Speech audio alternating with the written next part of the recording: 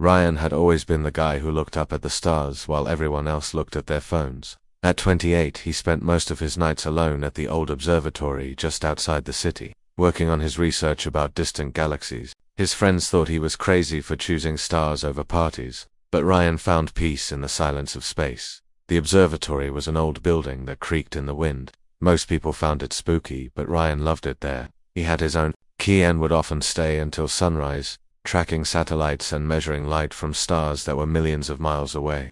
His coffee maker was probably the newest thing in the whole building. That night in March started like any other. Ryan was adjusting the big telescope, trying to get a better look at a cluster of stars he'd been studying for weeks. The weather was perfect, clear skies, no clouds, and barely any wind. These were the nights he lived for. Around midnight, something caught his attention. There was a light in the sky that didn't belong there. It wasn't moving like a plane or blinking like a satellite. It was just different. Ryan had seen thousands of objects in the night sky, but this one made him stop what he was doing. He grabbed his notebook and started tracking the light's movement. It seemed to be getting closer, but not in a straight line like normal aircraft. It was moving in patterns that didn't make sense, sometimes fast, sometimes slow, sometimes hovering in place. Ryan was so focused on the strange light that he didn't hear the footsteps behind him until a voice said, "You see it too, don't you?" He spun around, nearly knocking over his coffee mug. Standing in the doorway was a young woman about his age, but something about her seemed unusual. Her hair had a strange silver shine to it. Even in the dim light of the observatory, her eyes seemed to catch and reflect light in a way that human eyes shouldn't. "Sorry, I didn't mean to scare you," she said, stepping into the room. "I'm Zara. I've been watching you work here for a while." Ryan's heart was still racing. The observatory was supposed to be locked, and he hadn't heard a car or seen any headlights. "How did you get in here?" "This place is restricted after hours." Zara smiled, and Ryan noticed that even her smile seemed different somehow. "I have my ways." "You're Ryan, right? The one who's been studying the Andromeda sector." Now Ryan was really confused. His research wasn't published yet, and very few people knew the details of what he was working on. "How do you know about my research?" Instead of answering directly, Zara walked over to the telescope. She looked through it for a moment, then started adjusting the controls with the confidence of someone who knew exactly what she was doing. "Your calculations about the distance to cluster NGC 447 are off by about 3%, she said casually. "The actual distance is closer to 2.7 million light-years, not 2.6. Ryan stared at her. Those calculations had taken him months to work out, and they hadn't been published anywhere. "That's impossible. How could you know that?" Zara turned away from the telescope and looked directly at him. In the starlight, her eyes seemed to glow slightly. "Because I've been there."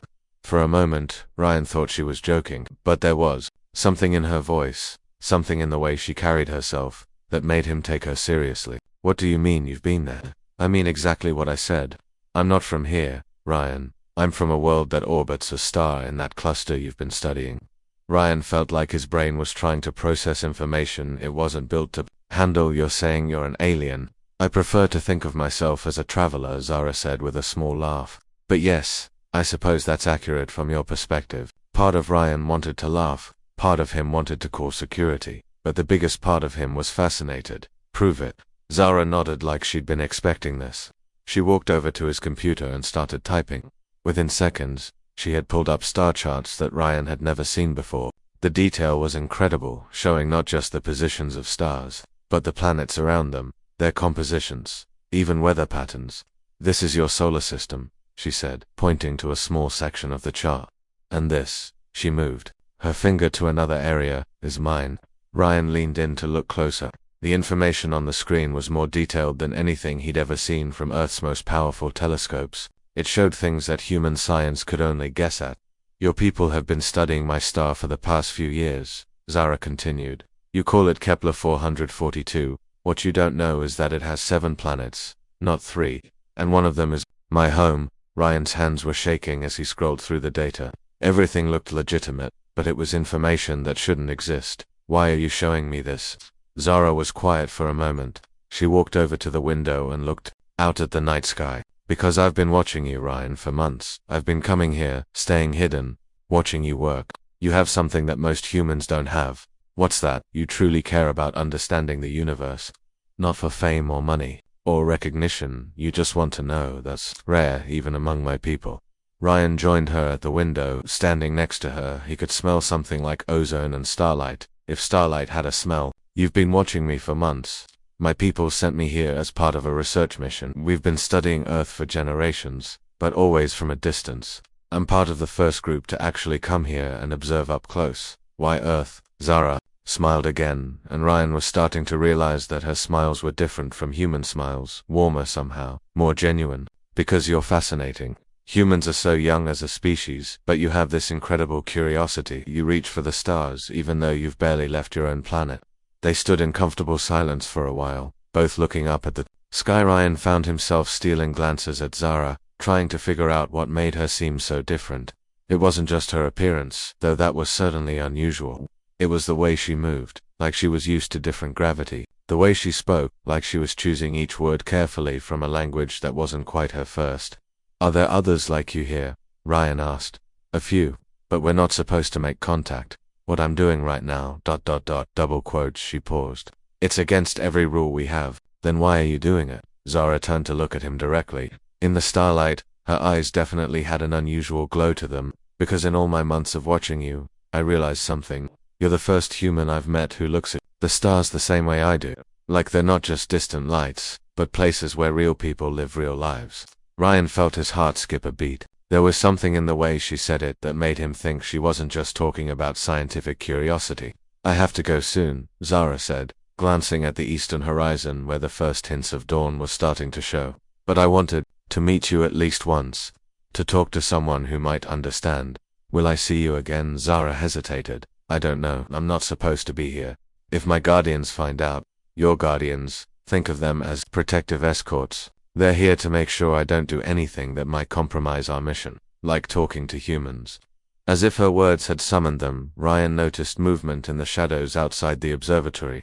Dark figures seemed to be positioning themselves around the building. Zara noticed his expression and looked outside. Her face went pale. They found me. Is that bad? For me? Yes. For you. ...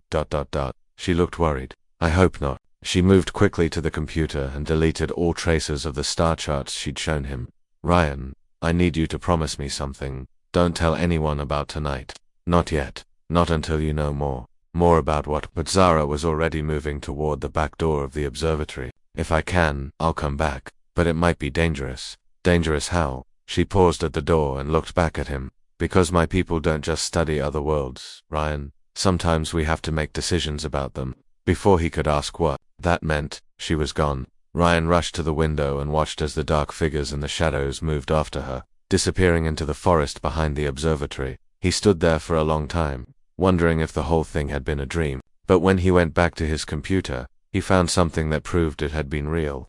Hidden in his research files was a single line of data, coordinates to a star that wasn't in any Earth database. Coordinates that, according to the times, had been entered just minutes before. Ryan spent the rest of the night staring at those coordinates, wondering what he'd gotten himself into, and hoping against hope that he'd see those unusual silver-bright eyes again. 3 weeks passed before Zara returned, and Ryan had almost convinced himself that the whole thing had been some kind of stress-induced hallucination. He'd been working longer hours at the observatory, partly because of his research and partly because he kept hoping to see her again when she finally appeared. It was on a cloudy Thursday night when Ryan was feeling particularly lonely. He was sitting outside the observatory, taking a break from staring at screens, when he heard her voice behind him, still looking for answers in the stars. Ryan turned around so fast he nearly fell off the bench. There she was, looking exactly the same as that first night, silver hair catching what little light there was, eyes that seemed to glow softly in the darkness. Zara, he breathed. I thought, ... I wasn't sure you were real. She laughed, and the sound was like music. I'm real enough, though I probably shouldn't be here. Your guardians. They think I'm studying atmospheric conditions on the other side of the mountain. She sat down next to him on the bench, and Ryan caught that same strange scent he remembered, like ozone and starlight. I don't have long. Over the next hour, Zara told him more about her world. She described cities that floated in the clouds, powered by energy they drew directly from their star. She talked about forests where the trees grew crystals instead of leaves, and oceans that glowed blue-green at night. It sounds beautiful, Ryan said. It is, but it's also ... She paused, looking for the right words. Lonely, my people. We're very structured. Everything has a purpose. A place. There's not much room for individual choice. What do you mean? Zara was quiet for a moment. I'm what you might call royalty, though we don't use that word. My family has been making decisions for our people for thousands of years. From the time I was young, my life was planned out. What I would study, who I would work with, even who I would eventually marry. Ryan felt a strange twist in his stomach at that last part. You're engaged. Arranged. To someone who's perfectly suitable and completely boring. She smiled sadly. He's a good person, but we've never had a real conversation. Everything is always about duty and responsibility and what's best for our people. That sounds awful. I thought it was normal until I started watching humans. You have so much freedom to choose your own paths, even if you don't always realize it. She looked at him. Like you could have chosen any career, but you picked one that lets you study the stars because you love it. Ryan had never thought of his career choice as particularly brave. Most people think I'm crazy for spending my nights alone in an old observatory. Most people don't understand what real passion looks like. They sat in comfortable silence for a while, watching the clouds drift across the sky. Ryan found himself stealing glances at Zara, fascinated by the way she seemed to belong to the night itself. Can I ask you something? Ryan said. Of course. Why did you really come back? It's dangerous for you, isn't it? Zara turned to face him fully. In the dim light, her eyes seemed to shine brighter because in all my years of studying and learning, and following the rules, I'd never met anyone who made me feel like I could be myself. Not the princess, not the diplomat, not the perfect example for my people, just ... me. Ryan's heart started beating faster, and I make you feel that way. You make me feel like the person I never knew I could be. Before Ryan could respond, they both heard the sound of vehicles approaching. Zara tensed immediately. I have to go, she said, standing up quickly. Wait, Ryan caught her hand. Her skin was warm but felt different somehow, smoother, and with a very faint electrical tingle. When will I see you again? I don't know. They're getting suspicious. I've been away from the group too often. She squeezed his hand. But I'll try. I promise I'll try. She disappeared into the darkness just as the first set of headlights appeared on the road leading to the observatory. Ryan went inside and pretended to be working, but his heart was pounding. When security guards knocked on the door 20 minutes later, he told them he hadn't seen anything unusual. Over the next few weeks, a pattern developed. Zara would appear at random times, sometimes during the day when Ryan was alone, sometimes late at night. She couldn't stay long, and she was always nervous about being followed. But those stolen moments became the highlight of Ryan's life. During one afternoon visit, she found him frustrated with a particularly difficult calculation. Without hesitation, she sat down at his computer and started working through the problem. Your math is right, she said, but you're missing a variable. Space isn't empty, Ryan. There are fields of energy between the stars that affect everything. She showed him formulas that didn't exist in any textbook, concepts that human science hadn't discovered yet. With her help, Ryan's research began making breakthrough after breakthrough.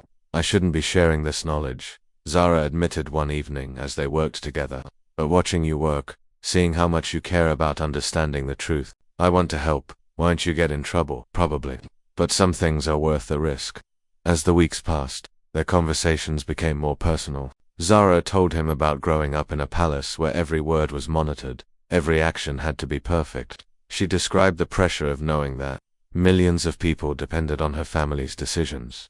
Ryan shared his own struggles, the loneliness of being the only person in his family who cared about science, the way most people thought his work was pointless, the relationships that had ended because he spent more time with telescopes than with people. You're not weird for loving what you do, Zara told him one night. You're rare. Most beings in the universe work just to survive. You work to understand. That's beautiful. It was during their 6th meeting that everything changed. They were sitting outside the observatory, sharing stories about their childhoods, when Zara suddenly went quiet. What's wrong? Ryan asked. I need to tell you something, she said, her voice serious.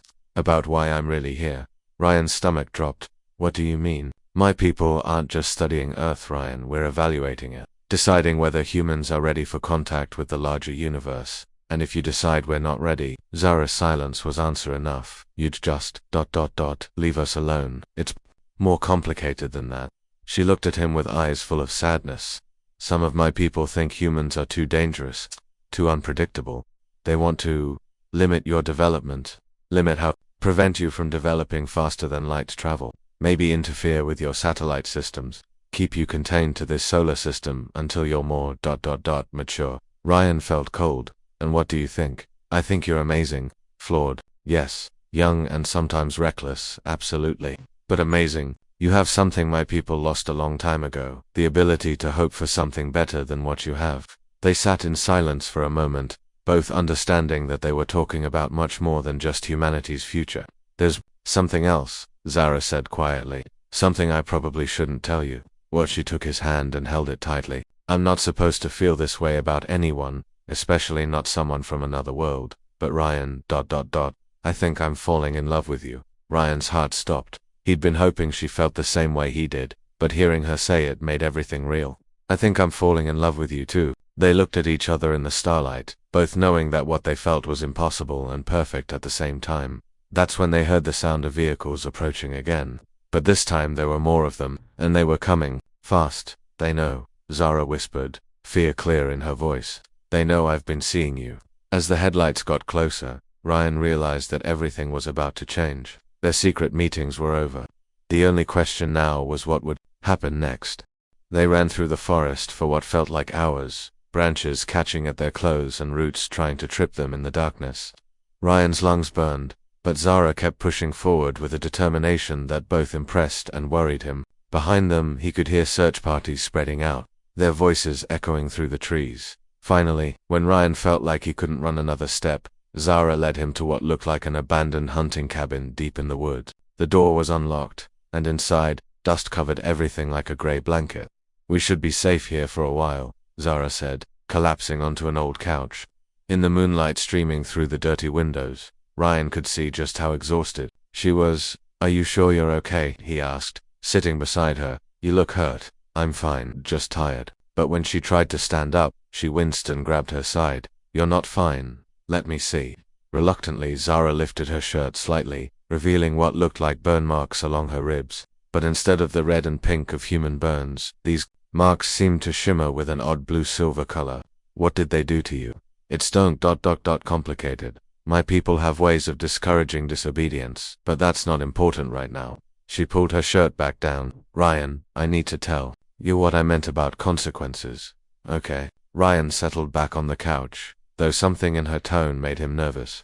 When I escaped, I had to destroy the communication device that connects me to my home world. It's not just a radio or phone, it's biological, part of my nervous system. That sounds dangerous. It was, but that's not the worst part. Zara turned to face him fully. That device does more than just let me talk to my people. It also regulates my body chemistry, helps me process Earth's atmosphere, maintains my immune system. Ryan felt cold dread settling in his stomach. What are you saying? I'm saying that without it, my body can't properly adapt to your planet. Over time it will start to break down. How much time? Zara was quiet for a long moment. Maybe a year. Maybe 2, if I'm lucky. The words hit Ryan like a physical blow. No. There has to be something we can do. Medicine, technology, Ryan. Her voice was gentle but firm. I knew this when I made the choice. I chose you over everything else, including my own life. But I never asked you to do that. Ryan stood up, pacing the small cabin. If I had known, I would never have let you. That's exactly why I didn't tell you. Zara stood too, though she moved carefully. Because you would have tried to stop me, and I couldn't let them take me away from you. This is insane. You're going to die because of me. No. Zara caught his hands, stopping his pacing. I'm going to live because of you. Really live, for the first time in my life. Do you understand the difference? Ryan looked into her eyes, seeing the certainty there, but also the fear she was trying to hide. There has to be another way. What if we contacted your people, explained that it was my fault, that I convinced you they wouldn't care, and they wouldn't take me back anyway? I've broken too many laws. She sat back down heavily. Besides, even if they would take me back, I don't want to go, even knowing what it means, especially knowing what it means.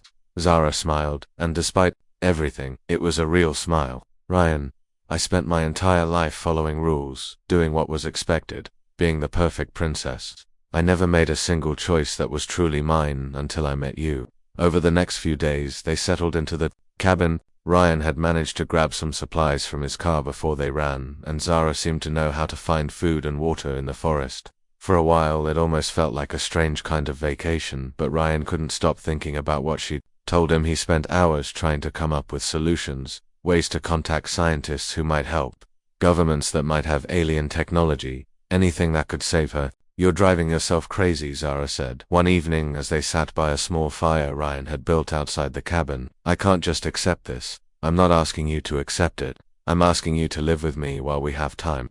How can you be so calm about this?" Zara poked at the fire with a stick, sending sparks dancing into the night sky. "Because for the first time in my life, I'm exactly where I want to be, with exactly who I want to be with. Yes, it's temporary, but isn't everything?" Ryan wanted to argue, but something in her voice stopped him. Instead, he moved closer to her on the log they were sharing. "Tell me more about your world. What do you want to know?" "Everything. I want to understand where you came from." So Zara told him stories about crystal cities that sang in the wind, about her childhood, learning to float on air currents before she could walk properly, about the day she realized she would never be allowed to choose her own path. "I used to sneak out of the palace," she said, "climb to the highest tower and look up at the stars, wondering what it would be like to be free to explore them. And now you're here. Now I'm here." She leaned against his shoulder. "With someone who looks at the stars the same way I do." It was during their second week in the cabin that Ryan first noticed the changes in Zara, small things at first. She seemed to get tired more, icily needed more sleep. She started eating less, claiming she wasn't hungry. "It's starting, isn't it?" he asked one morning when she struggled to get out of bed. "Maybe, or maybe I'm just tired." But her smile didn't reach her eyes.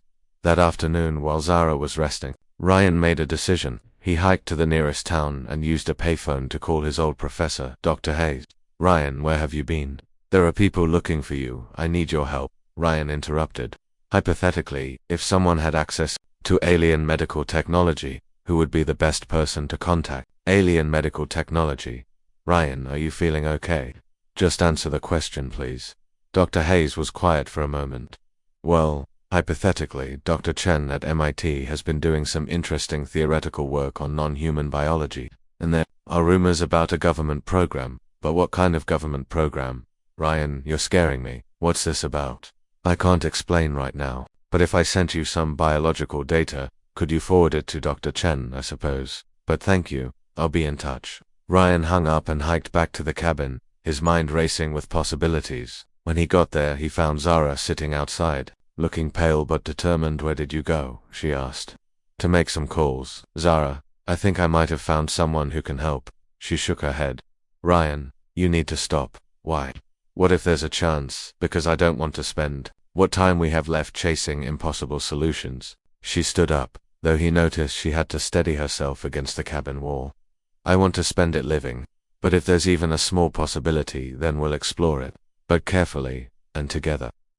No more running off to make phone calls." She took his hands. "Promise me, whatever we do together. I promise." That night, as they lay together under the stars, visible through the cabin's broken roof, Zara told him more about the biological device she'd destroyed. "It wasn't just medical," she explained. "It was also how my people tracked me, how they monitored my thoughts and emotions. Destroying it didn't just cut me off from life support. It gave me true freedom for the first time. Was it worth it?" Zara turned to look at him in the starlight. "Ask me that question in a year, and I'll still say yes." Ryan held her close, feeling the weight of time pressing down on them. Somewhere out there, her people were still looking for them. Somewhere out there, maybe there was a scientist who could help. But right here, right now, under the same stars, they'd looked at together that first night at the observatory, they had each other. It would have to be enough, at least for now.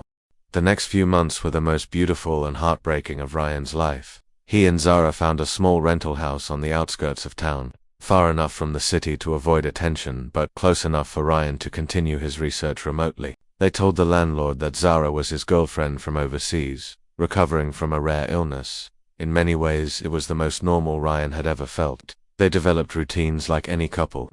Zara would make breakfast using ingredients she somehow made taste better than anything Ryan had ever eaten. He would work on his research while she read every book she could find about human history and culture. In the evenings, they would sit outside and look at the stars together. "Your people have such beautiful stories about the constellations," Zara said one night, pointing to the Big Dipper. "We see the same patterns, but we call them different things." What do your people call that one? The eternal river, that when someone dies, their spirit travels along that path to join the cosmic ocean. Ryan squeezed her hand. They rarely talked directly about what was happening to her, but it was always there, like a shadow they couldn't quite escape. During the day, while Ryan worked, Zara spent time learning everything she could about Earth. She was fascinated by human art, music, and literature. She spent hours listening to different types of music, trying to understand how humans expressed emotion through sound. Your species is amazing, she told him one afternoon after spending hours reading poetry. You take your pain and turn it into something beautiful. My people just endure pain. Maybe that's why you were drawn to us. Maybe. But despite the beautiful moments, Ryan couldn't ignore that Zara was getting weaker. It started small. She needed more sleep, got tired more easily during their walks. Then she began having trouble eating certain foods. Her skin, which had always had that subtle glow, started looking more pale. We should call Dr. Chen, Ryan said one morning when Zara had trouble getting out of bed. They had been in contact with a scientist for several weeks. Dr. Chen was fascinated by the biological data Zara had shared, but so far, he hadn't found any solutions. Still, he was willing to help, and that gave Ryan hope. Not yet, Zara said. I'm having a good day today. Let's not waste it in a laboratory. So instead they drove to the coast. Zara had never seen an ocean before, and watching her face as she experienced the endless water for the first time was magical. She spent hours walking along the beach, collecting shells and letting the waves wash over her feet. It's like the cosmic ocean, she said, staring out at the horizon. But I can touch it. That evening, as they sat on the beach watching the sunset, Zara told Ryan about the gifts she'd been working on. I've been recording everything, she said. All the knowledge my people have about space, about other worlds, about technologies that could help humanity reach the stars. Zara ... double quotes, I want you to have it, not just for you, but for your whole species. Consider it my contribution to Earth's future. Ryan felt tears in his eyes. That's incredible, but I don't want your legacy. I want you. You'll always have me. But, this way, you'll also have something that can help other people. Over the following weeks, Zara's condition worsened more rapidly. Some days she was almost like her old self, bright and energetic. Other days she could barely get out of bed. Ryan finally convinced her to let Dr. Chen examine her. The doctor was amazed by what he found, but his news wasn't good. Her biology is unlike anything I've ever seen, he told Ryan privately. Her cells are breaking down at the molecular level. I've never seen anything like it, but you can help her, right? Dr. Chen shook his head sadly. I'm sorry, Ryan. This is beyond anything human medicine can treat. The technology she needs, it simply doesn't exist on Earth. Ryan felt his world crumbling. He'd held on to hope for so long, but now even that was slipping away. When he told Zara what Dr. Chen had said, she just nodded quietly. I know, she said. I've known for a while that we were running out of time. How long? Maybe a few weeks, maybe less. That night, Ryan couldn't sleep. He lay next to Zara, listening to her breathing, trying to memorize every moment. When morning came, he found her sitting outside, watching the sunrise. I want to go back to where we met, she said. The observatory looked exactly the same as it had months ago, but everything felt different now. Zara was so weak that Ryan had to help her walk, but she insisted on sitting in the same spot where they'd first talked. I need to tell you something, she said as they watched the stars appear in the darkening sky. Something I've never told anyone. Before I came to Earth, I didn't believe in love. My people, we don't experience emotions the way humans do. We feel affection, loyalty, duty, but love, that was something I only understood as a concept. She leaned against his shoulder, and Ryan could feel how fragile she'd become. You taught me what love really means, she continued. Not just the feeling, but the choice. Every day, choosing someone else's happiness over your own. Choosing to be vulnerable. Choosing to give everything, even when you know it might hurt. You've taught me the same thing. Good. Then we've both learned something worth learning. They sat in comfortable silence, holding each other under the same stars that had brought them together. Ryan thought about all the impossibilities that had led to this moment: an alien princess falling in love with a lonely scientist, two beings from different worlds finding each other in the vastness of space. Zara said softly, yeah, I need you to promise me something, anything, when I'm gone. Don't stop looking at the stars. Don't stop believing that there's something beautiful out there worth reaching for. I promise. And use the knowledge I've given you. Help your people reach for those stars. Show them that love is worth any distance. 3 days later, Zara passed away peacefully in the early morning hours. Ryan was holding her hand as the sun rose, painting the sky in colors that reminded him of her eyes. 6 months later, Ryan stood in front of a packed auditorium at the university, presenting discoveries that would change human understanding of the cosmos forever. He told the audience that the research came from a collaboration with a brilliant scientist who had died in an accident, but he never mentioned her real name or where she'd come from. He established a foundation for space exploration research, funding projects that would help humanity reach for the stars. Every night, he still went to the observatory, still looked up at the same constellations where Zara's spirit now traveled along the eternal river, and sometimes, on clear nights when the stars seemed especially bright, Ryan could swear he felt her presence beside him, reminding him that love really can transcend any distance, even the space between worlds. The vehicles surrounded the observatory within minutes. Ryan watched through the window as dark figures stepped out, some human, some definitely not. The non-human ones moved differently, with the same fluid grace he'd noticed in Zara. "We need to hide," Zara whispered, pulling him away from the window. "Where? This place isn't that big." Zara looked around frantically, then grabbed his hand. "The basement." "Is there a basement?" "Just a storage room." "But show me." Ryan led her to a narrow staircase he rarely used. The basement was cramped and filled with old equipment, but it had thick stone walls. As they crouched behind some dusty boxes, they could hear footsteps above them. "Zara of House Meridian," a voice called out. It sounded human, but there was something off about the accent. "We know you're here. Come out, and this will be easier for everyone." Zara pressed herself closer to Ryan. He could feel her trembling. "Who is that?" he whispered. "Commander Thane. He's the head of my security detail." Her voice was barely audible. "He's also the one who reports directly to my father." The footsteps moved around overhead, searching. Ryan heard his computer being turned on, equipment being moved around. They were being thorough. "Your disappearances have been noted," Commander Thane continued. 3 weeks of unauthorized absences. Did you think we wouldn't notice?" Ryan watched Zara's face in the dim light filtering down from upstairs. She looked terrified, but also angry. "I need to go up there," she whispered. "If I don't, they'll tear this place apart looking for me. They might hurt you." "No," Ryan grabbed her arm. "There has to be another way." "There isn't, my people. When they want something, they don't give up." The footsteps stopped directly above them. Ryan held his breath. "Zara," a different voice called out. This one was definitely not human. It had a musical quality that reminded Ryan of Zara's voice, but colder. "Your family is concerned. The council has questions about your mission reports." "The council," Zara breathed. "They're involved now. This is worse than I thought." "What's the council?" "Think of them as the government of my world. If they're asking questions, it means they suspect I've compromised the mission." Ryan felt a chill. "What happens if they think you've compromised it?" Zara's silence was answer enough. They waited in the basement for what felt like hours, but was probably only 20 minutes. Finally, the footsteps retreated and they heard the vehicles driving away. "They're gone," Ryan said, starting to stand up. Double quotes, no, double quotes.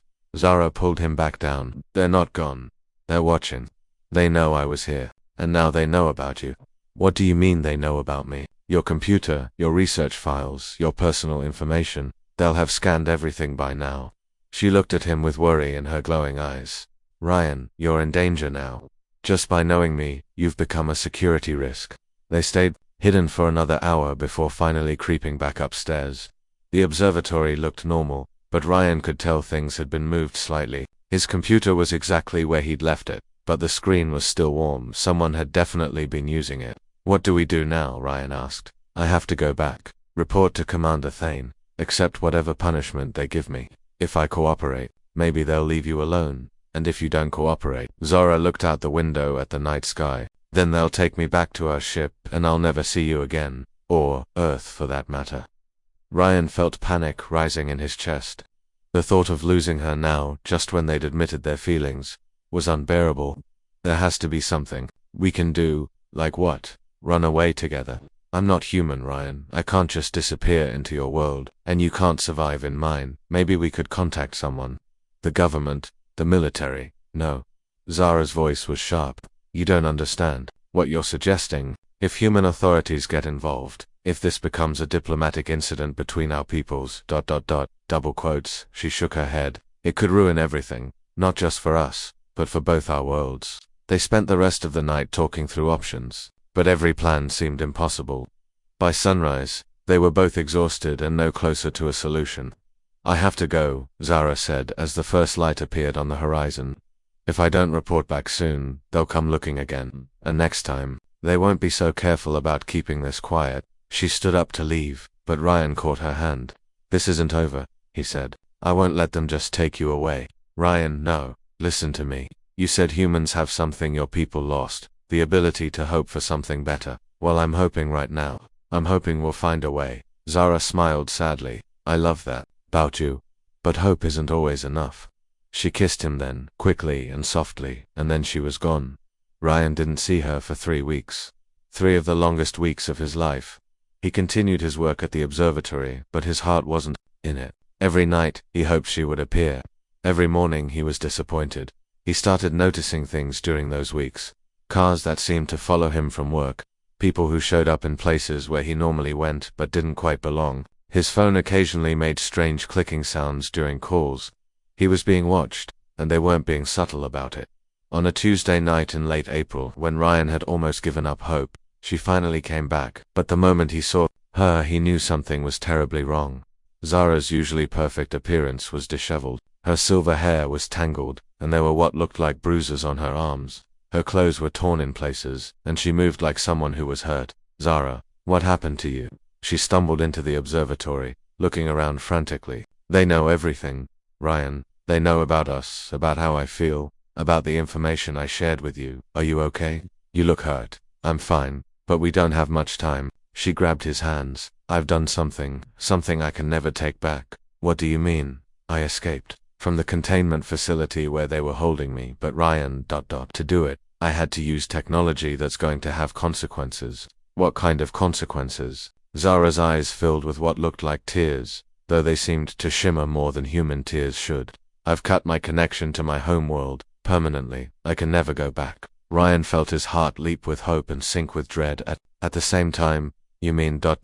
I mean I'm stuck here now, on Earth, with you. But Ryan, there's something I haven't told you about what that means. Something important. Before she could explain, they both heard the sound of multiple vehicles approaching fast. This time, the headlights were coming from several directions at once. They found me, Zara whispered, faster than I thought they would. Ryan looked out the window and felt his blood run cold. There were at least a dozen vehicles surrounding the observatory, and figures were already moving toward the building. Is there a back way out? Zara asked urgently, through the forest. But Zara, what did you mean about consequences? She looked at him with eyes full of love and sadness and fear all at once. If we get out of this, I'll tell you everything, I promise. But right now we need to run. As they headed for the back door, Ryan heard Commander Thane's voice again, amplified through some kind of speaker system. Zara of House Meridian, you are in violation of interplanetary law. Surrender yourself immediately, and the human will not be harmed. Don't believe him, Zara whispered as they reached the door. They can't let you live now. You know too much, Ryan felt a chill that had nothing to do with the night air. So what do? We run, and we hope your human ability to find impossible solutions is as good as I think it is. They stepped out into the night, leaving behind the only life Ryan had ever known, running toward an uncertain future together.